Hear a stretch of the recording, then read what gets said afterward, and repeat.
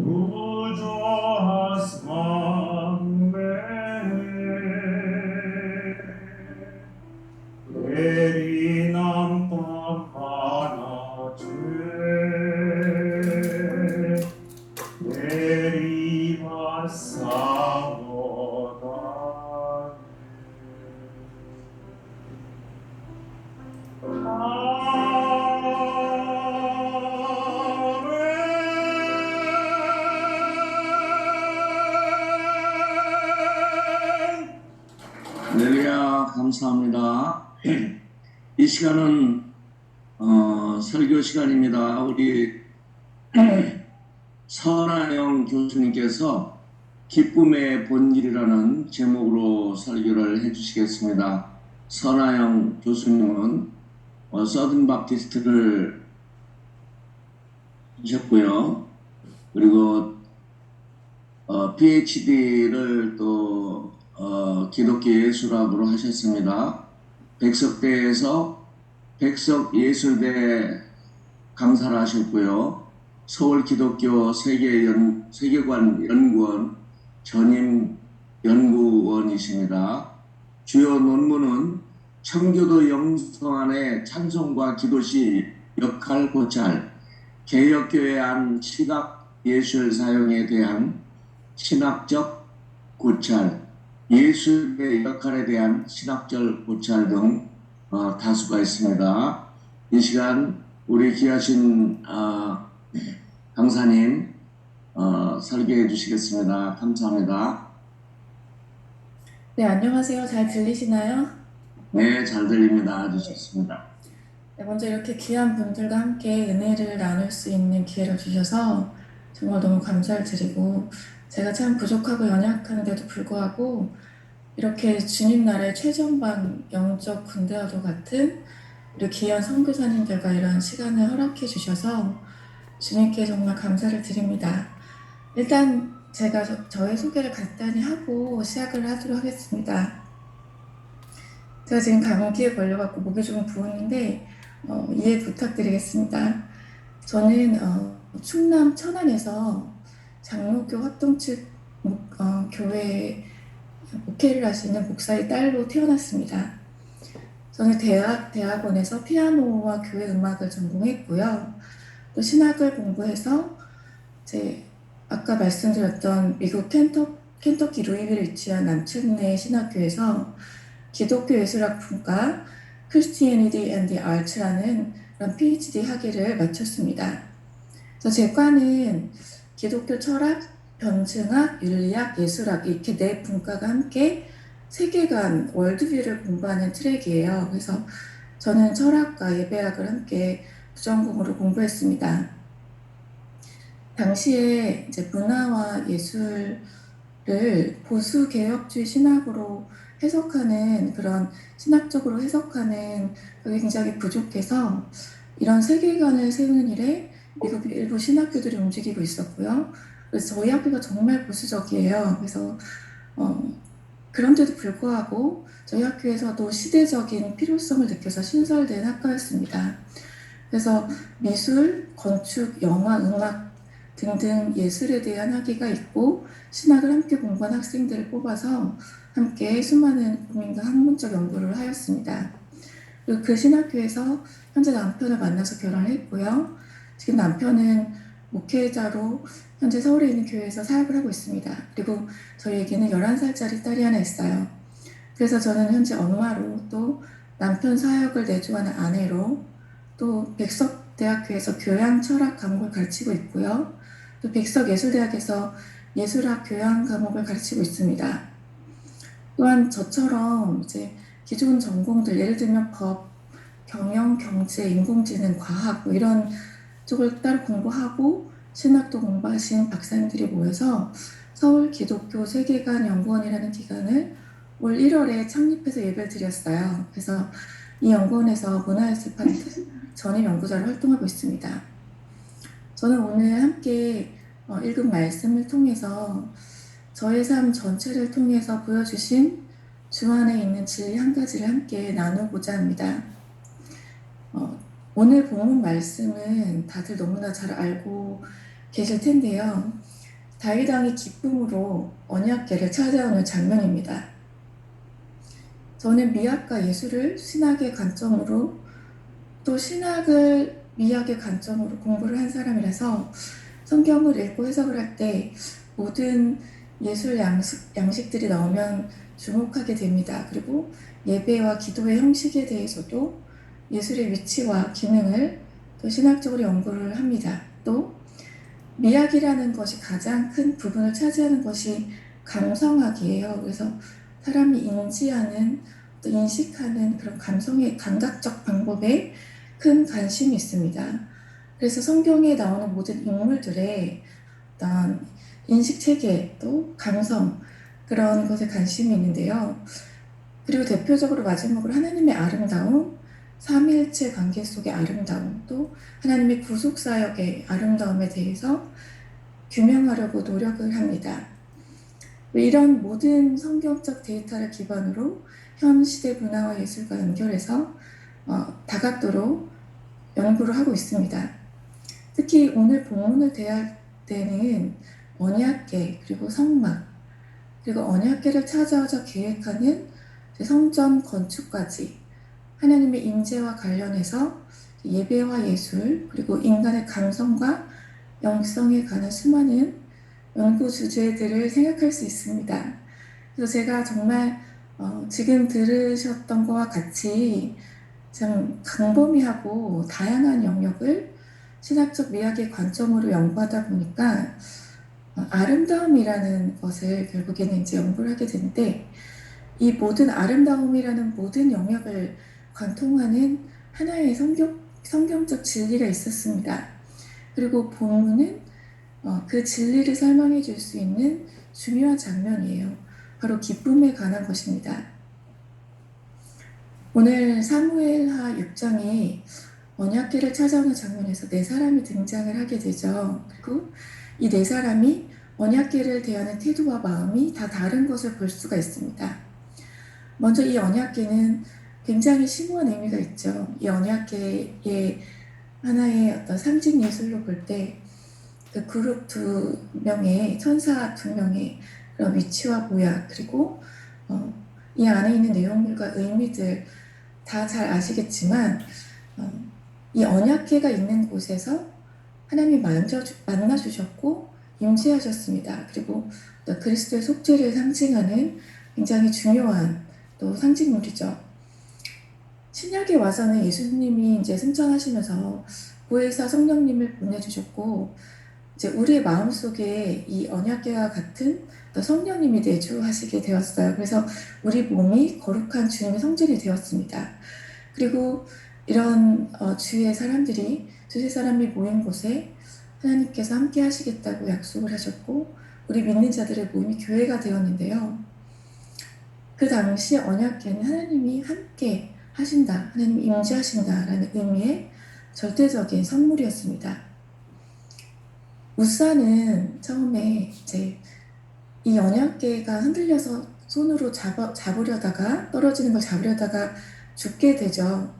그래서 하나님의 임재를 뜻하는 이 언약궤를 대할 때 사실 이걸 만지면 죽을 것이라는 하나님의 율법을 알고 있었음에도 불구하고 이 말씀이 실제로 능력이 있다는 사실을 간과를 했고요. 또 다윗 왕이 이것을 가져오라고 이렇게 명령을 내렸기 때문에 어떤 이것을 지키려는 목적으로 인간적인 기준과 방법으로, 한마디로 인본주의적인 그런 마음으로 문제를 해결하려고 했습니다. 한마디로 보이지 않으신 하나님보다는 눈에 보이는 다윗 왕의 뜻이 더 중요했던 사람이었습니다. 두 번째 오베데돔은 언약궤를 맡게 된 사람으로 사람이 죽는 하나님의 역사를 실제로 경험을 했어요. 그래서 이것이 집에 들어왔을 때 하나님의 임재를 한마디로 대할 때 굉장히 두려워하는 마음으로 주님을 경외하게 됩니다. 그래서 이제 복을 받게 되죠. 그리고 오늘 본문의 다윗은 이 언약궤를 다룬 데 있어서 특별히 이 마음을 태도를 주목하여 보아야 합니다. 우사가 죽는 것을 보고 두려움도 있었고 하나님을 향한 경외감이 있었지만 그것을 뛰어넘어 춤을 추며 기뻐했습니다. 또 힘을 다해서 춤을 춰서 옷이 다 흘러내릴 정도로 춤을 췄고 사람을 의식하지 않고 하나님 임재 앞에 기뻐했던 것이죠. 그리고 마지막으로 미갈이 등장을 합니다. 미갈은 언약궤가 돌아온 기쁨보다는 시종들 앞에서 채통을 지키지 못한 다윗 왕에게 그 행동에 대해 흉기 섞인 지적을 하게 되죠. 그래서 이 미갈은 하나님의 임재하심 앞에 3달 전에 우사가 죽었고 또 오벳에돔이 이 언약궤 때문에 복을 받았고 하나님의 말씀이 실제가 되어서 역사하시는 것을 보고도 이것을 찾은 기쁨보다는 사람의 체면을 먼저 생각합니다. 저는 이 네 사람의 마음과 태도가 이 땅의 주의 백성들이 각기 다른 마음과 태도들로 주님의 임재를 대하는 대표적인 그림이라고 생각을 합니다. 무사처럼 하나님의 말씀보다, 하나님의 임재보다 세상의 방법과 기준 앞에 어떤 인본주의적인 사고로 사는 사람이 되게 많이 있어요. 그리고 하나님의 뜻을 구하고 하나님의 임재를 갈망하는 것을 택하는, 그것을 갈급한 삶보다는 그저 하나님을 자기 삶의 어떤 중요한 종교의 한 영역으로 두고 세상에서 똑똑하고 잘 나가고 잘 사는 방법 그대로 사는 사람입니다. 또 미갈도 마찬가지로 이제 하나님의 임재 앞에 아무런 감흥 없이 사람의 체면이 더 중요하며 보여지는 모습을 더 중요하게 신경 쓰고 하나님과의 소통을 최우선으로 임재를 대하는 것을 거부한 사람입니다.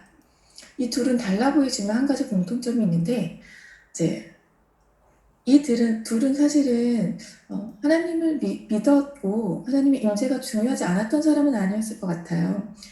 왕궁의 주요 인물들이 였고 나라에서 섬기는 그런 신의 존재를 가벼이 여길 사람은 없을 것 같습니다. 그러나 우선순위의 문제였어요. 하나님의 임재가 중요했지만 이들은 하나님의 임재보다 더 중요한 것들이 삶 속에 있었습니다. 하나님의 강력한 임재가 제일 중요한 자리에서 물러나면 항상 이때 이제 문제가 생기는 것 같아요. 다른 것이 보이기 시작합니다.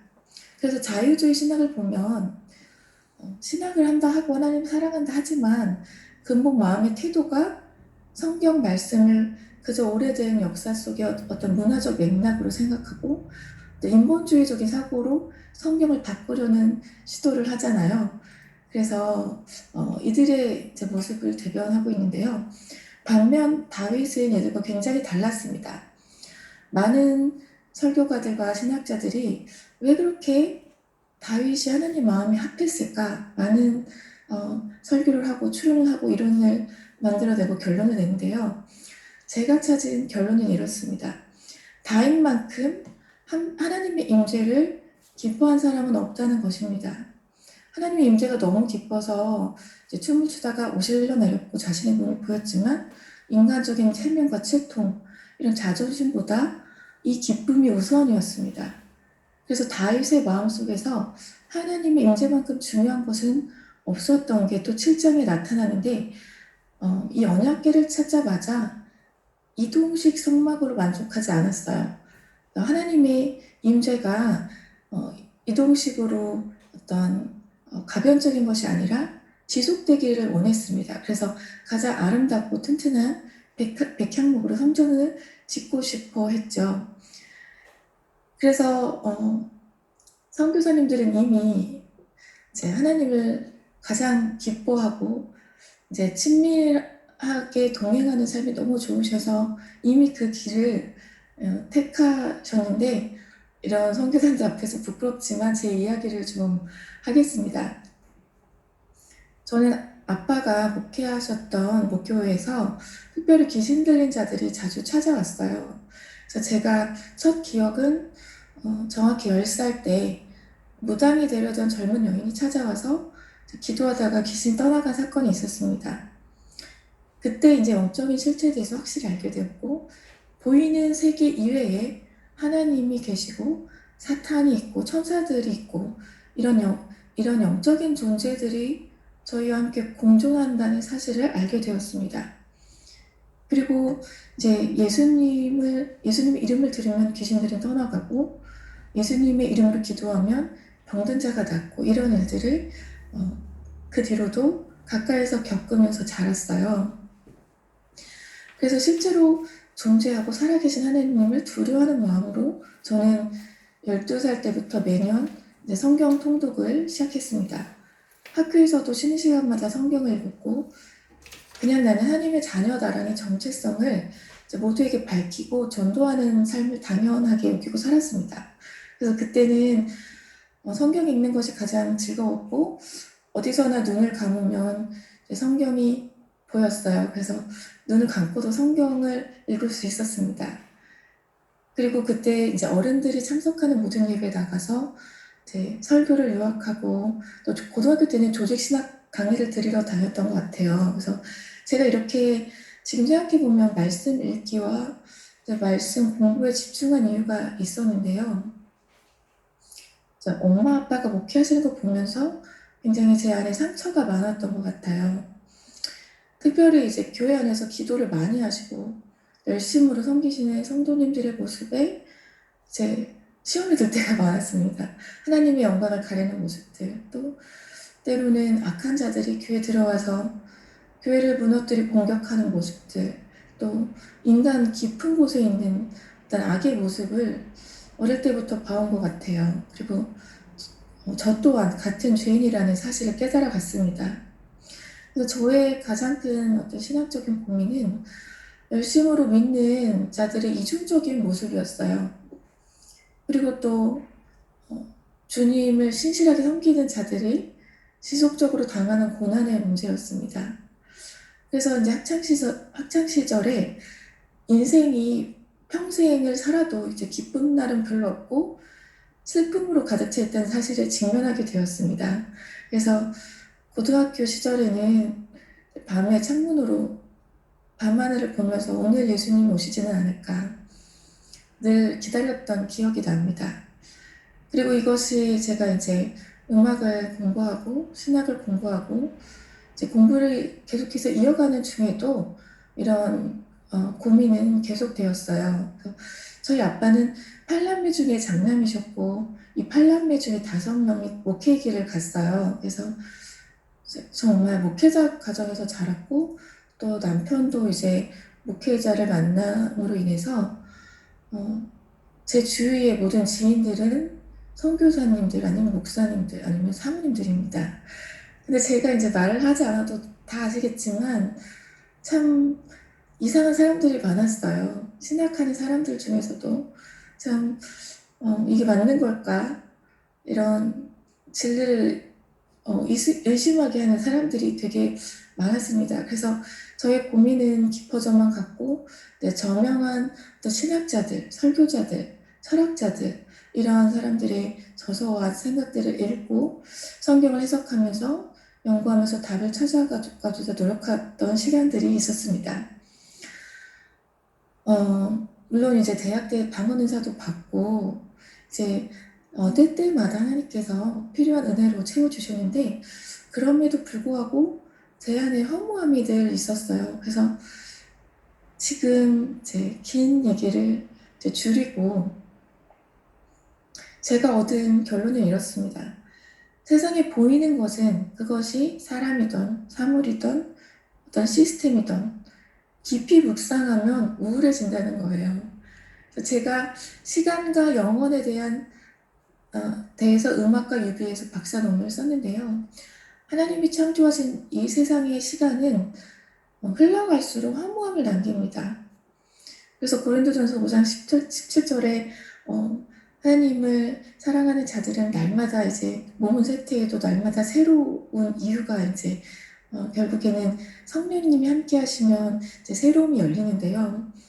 그렇지 않으면 이제 솔로몬이 말했듯이 헤아릴 모든 것은 허무합니다. 이 말이 정말 진리고 어제 박정관 교수님께서 이 전도서의 내용은 청년의 때에 깨달아야 한다고 하셨는데 이 허무함이 이 세상을 흘러가는 기본 법칙이고 핵심인 것 같아요. 시간이 지나면 우리의 젊음도 사라지고 아름다웠던 육체도 새하얘지고 또 나에게 즐거움을 주었던 그 무엇도 시간이 지나면 사라져 버립니다. 심지어 사랑하는 가족도 너무 깊이 오래 묵상하면 참 마음이 답답해집니다. 그것이 보이는 세상에 올리고 하나님이 이 세상을 창조하실 때 만유 인력의 법칙, 또 여러 물리학적인 또 엔트로피 법칙 등등 이 시공간의 것들은 결국 사라지도록 창조를 하셨어요. 그런데 문제는 우리가 신앙생활 하면서 너무나도 쉽게 이 세상의 법칙에 함몰된다는 것입니다. 처음에는 은혜가 충만하던 시스템도 시간이 흐르면 쉽게 전통이 되어버려요. 그래서 그 형식의 은혜를 받았기 때문에 이걸 유지해야만 은혜를 받는다는 착각 아래 고착화가 쉽게 됩니다. 그래서 이제 종교주의로 전락하게 되는 경우도 되게 많이 역사 속에 있었는데요. 예를 들면 모세가 만들었던 놋뱀이 처음에는 그게 어떤 기적으로 다가왔고 그것을 보면 은혜가 늘 됐지만 나중에는 우상숭배 매개체가 돼서 히스기야가 그것을 이제 부숴버리지 않습니까? 그래서 또 저희의 모든 예배 형식도 마찬가지예요. 어떤 세대가 피아노와 오르간 소리에 가슴이 울렸고 또 은혜가 충만했으면 그것을 너무 은혜를 받았기 때문에 이제 그 형식이나 내용을 유지하려고 합니다. 그래서 그 형식 안에서만 하나님이 임하시고 역사하신다고 생각을 해요. 그리고 다른 것들을 쉽게 받아들이지 않습니다. 그래서 이제 나중에는 이제 별 감흥이 없어도, 별 은혜가 없어도 그 형식을 그저 따라하는 종교 행위로 전락한 이념이 있다는 것이에요. 그래서 저 어렸을 때는 이제 기타가 들어오는 것도 굉장히 많이 장로님들이랑 싸웠던 것 같아요.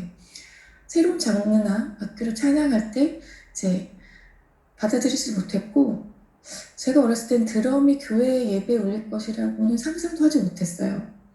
근데 항상 역사를 보면 성령님이 이제 새로운 역사를 풀어주실 때, 이제 새 술은 새 부대에 넣어야 하는 것처럼 형식이나 장르가 바뀌기도 합니다.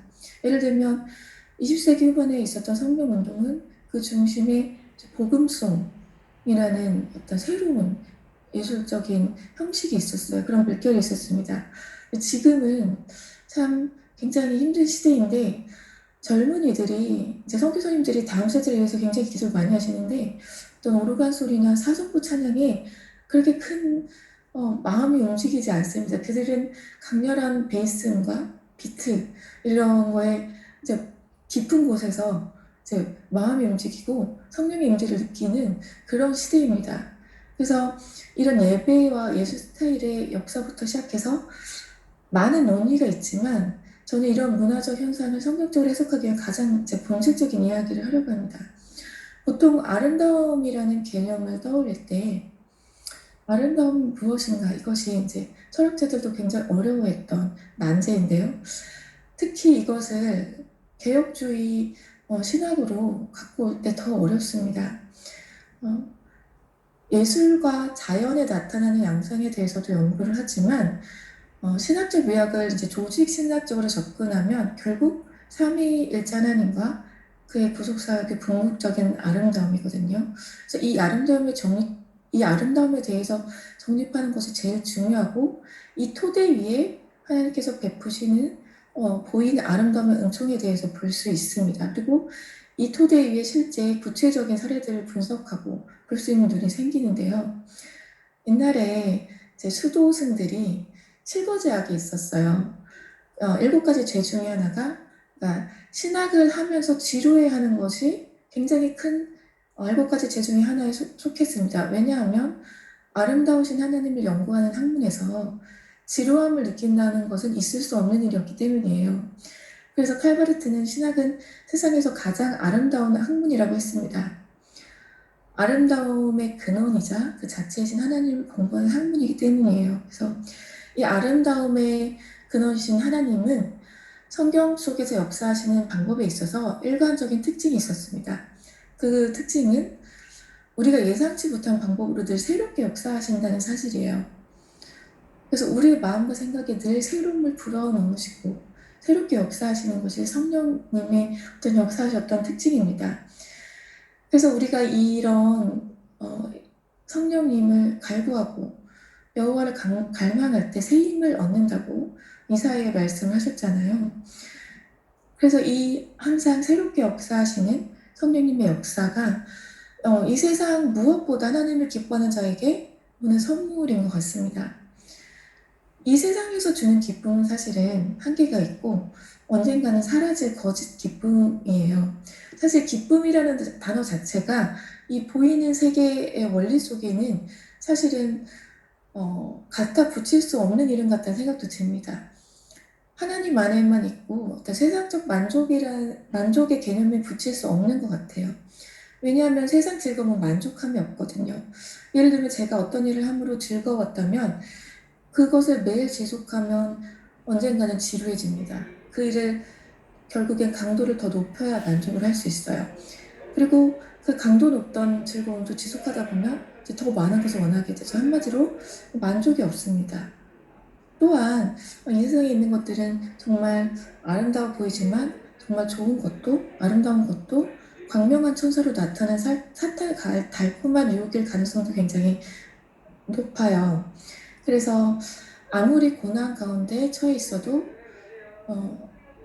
세상 즐거움과 만족은 없어도 매일 기도하면서 하나님의 임재를 최우선으로 사모하는 그 영혼에게 주시는 새로운 성령님의 역사가 이 세상에서 맛볼 수 없는 기쁨의 본질입니다.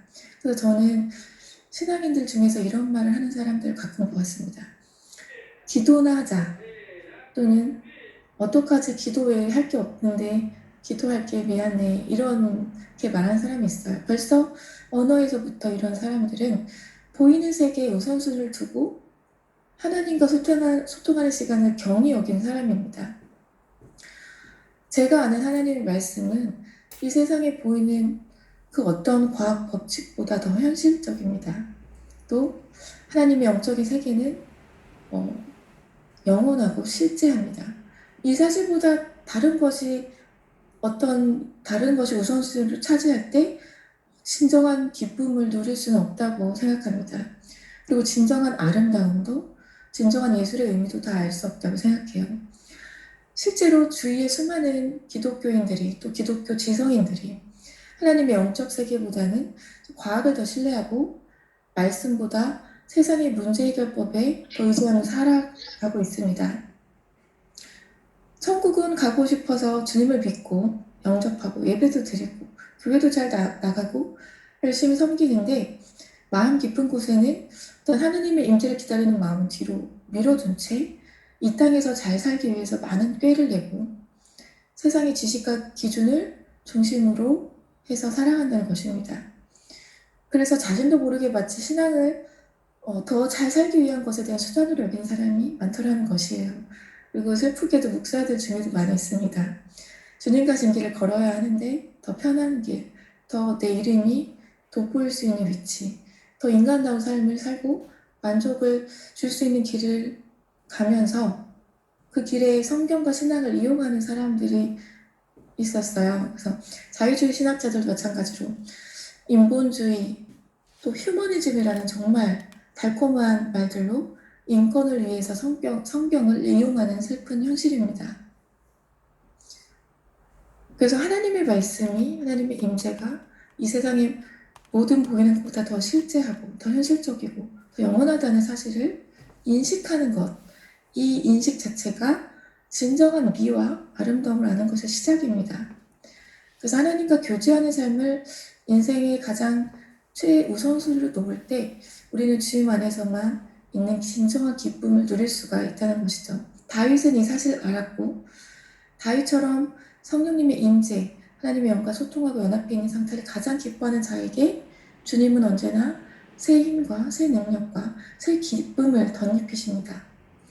그래서 다윗은 그의 시에서 주님께서 자신의 힘이라고 언제나 고백을 하는 것이에요. 저는 선교사님들의 어떤 깊은 기도와 신앙과 또 어떤 깊은 고난의 그런 것을 저는 다 공감하지 못하겠지만, 한 가지 확실히 아는 것은 날마다 입혀지는 주님의 새로운 힘과 능력이 없다면 선교사의 삶을 버티기 힘들다는 것입니다. 그래서 이런 성령님의 통치를 온전히 이제 받으시는 분들은 늘 어떤 새로운 기쁨을 경험을 하는데, 그렇기 때문에 예상치 못한 아픔과 고난이 닥쳐도 이전에 내가 몰랐던 크신 하나님, 내가 몰랐던 성령님의 새로운 역사를 기대하며 갈망하는 마음으로 기도를 할 수 있게 되는 것이죠.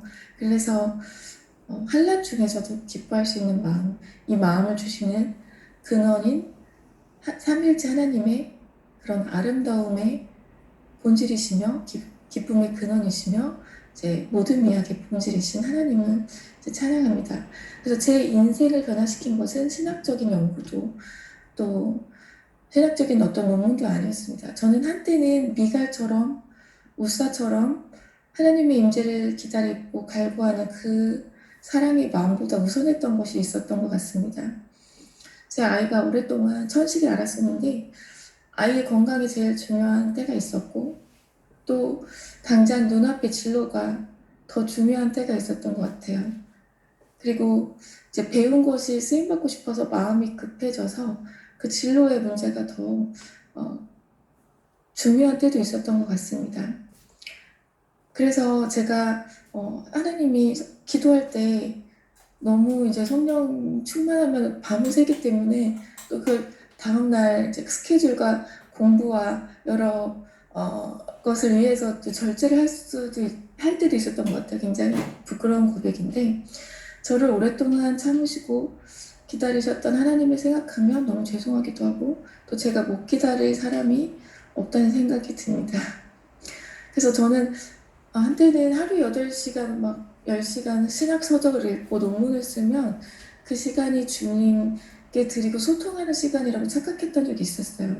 근데 천만에요. 오히려 더 피폐해집니다. 정말 제가 하나님과 동의하고 하나님의 임재를 기뻐하고 하나님의 임재를 어떤 경험하는 그 갈구함, 하나님과 교제하는 그 시간을 우선순위로 주지 않으면 굉장히 힘들었던 기억이 나요. 그래서 그 우선순위를 바꿨을 때 그 순간부터 저는 진정한 미학이 무엇인지, 기쁨이 무엇인지 회복을 하기 시작했습니다. 그래서 지금은 이 사모함을 바탕으로 이제 하나님께서 많은 선물 주셨는데 그 중에 하나가 사랑이 뭔지를 배운 거예요. 아까 말씀드렸듯이 저는 인간에 대한 회의감이 있었습니다. 그래서 사람에 대한 기대가 별로 없었어요. 그냥 사람은 언제든 굉장히 마음이 악하고 가변적이고 또 연약하고 그런 이제 모습에 굉장히 마음을 열지 못했는데 이제 하나님을 이게 하나님을 사랑하는 거구나 이걸 배우니까 공동체 안에서도 이제 그 사랑을 연습하는 방법을 알아서 연습을 하게 되고 완벽하진 않지만 이제 더 오래 참는 법, 더 온유한 법, 더 겸손한 법 이런 것을 연습할 수 있게 되었어요. 그래서 이제 꼭 응답이 늦어져도 더 기대하는 마음으로 인내할 수 있고 사랑하니 기쁘고 또 사랑으로 사람을 대하니 이전에는 없던 기쁨들이 있었습니다. 그리고 이렇게 모든 어떤 예술과 아름다움 분석할 때 이것을 기본으로 저는 시작을 하고 있습니다. 그리고 앞으로도 저는 이 진리 토대 위에 한국 개혁주의 교회와 교회 문화와 그 교회 문화의 예술과 미학을 이제 공부하고 논하려고 합니다. 이제 마지막으로 제가 기도 부탁을 하고 마무리를 하도록 하겠습니다. 전 세계적으로 우리 기독교가 가진 이제 막중한 과제들을 잘 아실 것이라고 생각합니다. 저번 주에 제가 김효성 선교사님의 설교를 들었는데 지금 교회는 정말 말세지말이라는 말이 저절로 나오는 그런 위기의 시기 속에 살고 있습니다. 그때 선교사님이 그런 말씀하셨어요. 선교사님들의 자녀들이 그 나라의 문화를 알고 언어를 알기 때문에 크나큰 소망이라고 하셨습니다. 그래서 누구보다 잘 알고 계시겠지만 문화와 예술이 다음 세대의 선교를 위해서 정말 중요합니다. 그래서 하나님 나라의 확장을 위해서 말할 수 없이 중요하고 또 많이 연구되어져야 하는 분야인데 한국의 개혁교회는 예술과 미학을 너무 편협하게 규정짓고 이제 고인물이 된 지도 굉장히 오래되었습니다. 그래서 사실은 논할 가치도 별로 없다고 생각해서 신학교회에는 이런 과목 자체가 없습니다. 기독교 미학, 예술학, 또는 신학적 미학을 논하는 과목 자체가 없고요. 앞으로도 이런 과목이 생기리라는 희망이 잘 보이지는 않습니다. 그런데 이제 다음 세대를 위해서 기도하신다면 이 분야를 위해서 꼭 기도해 주셔야 합니다. 어제 박정관 교수님께서 이제 음악을 굉장히 잘 아시고 또 음악과 미술과 예배에 대해서 많은 말씀을 해주셨는데 이런 일들이 많이 일어나야 하겠습니다. 저도 하나님께서 앞으로 하실 새 일을 기대함으로 기도를 준비하고 있습니다. 그래서 관심을 가져주시고 예술과 문화 그리고 개혁주의 신학 안에 이제 미학을 회복하는 이 일을 계속해 나가는 일에 함께 기도해 주시면 감사하겠습니다.